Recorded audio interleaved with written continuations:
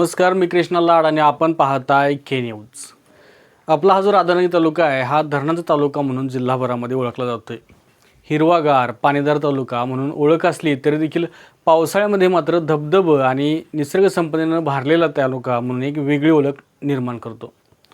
आता पावसाळ्याला नुकतीच सुरुवात झालेली आहे आणि खऱ्या अर्थानं इथून पुढे राधानगरी तालुक्यातील वर्षा पर्यटनाला बहर येणार आहे। दमदार झालेल्या या पहिल्या पावसातच राधानगरी तालुक्यातील सर्वच धरणांनी निम्म्याहून अधिक पाणीपातळी गाठल्याचं दिसून येते।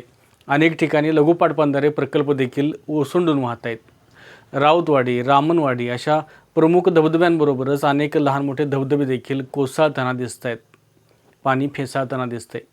आता या सर्वांमध्ये हसणे धबधब्याची देखील एक वर्णी लागणार आहे। मुळात हसणे हा धबधबा नाहीच आहे, पण हसणे पाझर तलावामधून बाहेर पडणाऱ्या या पाण्याचा नैसर्गिक उतारामुळे धबधब्यांमध्ये रूपांतर होते आणि त्यामुळे त्याला हसणे धबधबा असं म्हणतात।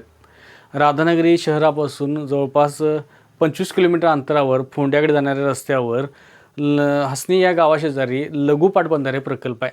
हा तलाव भरल्यानंतर ओसंडून वाहताना या प्रवाहाला धबधब्याचं स्वरूप येते।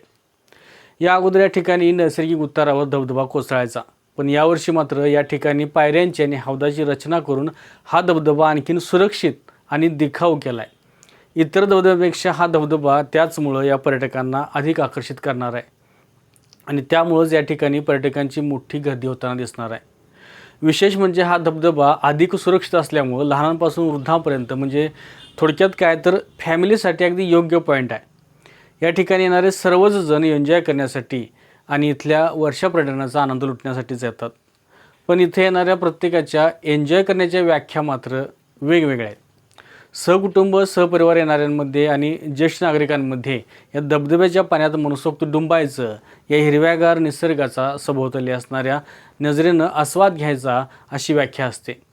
तरुणांमध्ये जर बघितलं तर पावसाचा वर्षाव झेलत हिरव्यागार निसर्गाची अनुभूती घ्यावी अशी व्याख्या असू शकते, पण या सर्वच हौशांमध्ये मद्यपींचा देखील वाढता सहभाग दिसतोय आणि यांची व्याख्या मात्र 100% जगावेगळी आहे।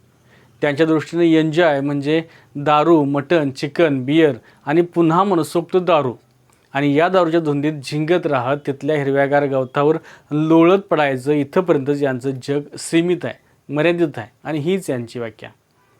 बाकी पाऊस, पाणी आणि हिरवागार निसर्ग यांच्याशी या लोकांचा काडी मात्र देखील संबंध नाही। वर्षा पर्यटनापासून अंतर ठेवून आपल्याच जगात एन्जॉय करणाऱ्या या लोकांमुळं अशा नैसर्गिक आणि स्वच्छ ठिकाणी मात्र बाटल्या, काचा, ग्लासेस, पत्रावळ्या, द्रोण वगैरे असे अविघटनशील कचऱ्याचं साम्राज्य निर्माण होते।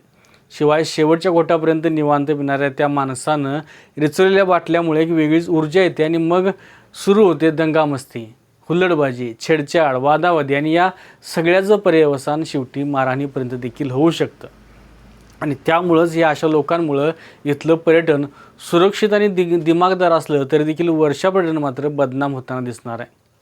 खऱ्या अर्थानं या वर्षा पर्यटनाचा आनंद घ्यायचा म्हणजे त्या ठिकाणी कोसळणाऱ्या, फेसाळणाऱ्या स्वच्छ मनसोक्त पाण्यात मुक्त भिजायचं, मनसोक्त भिजायचं, पण ही अशी लोक मात्र दारूच्या ग्लासातच बुडून जात आहेत।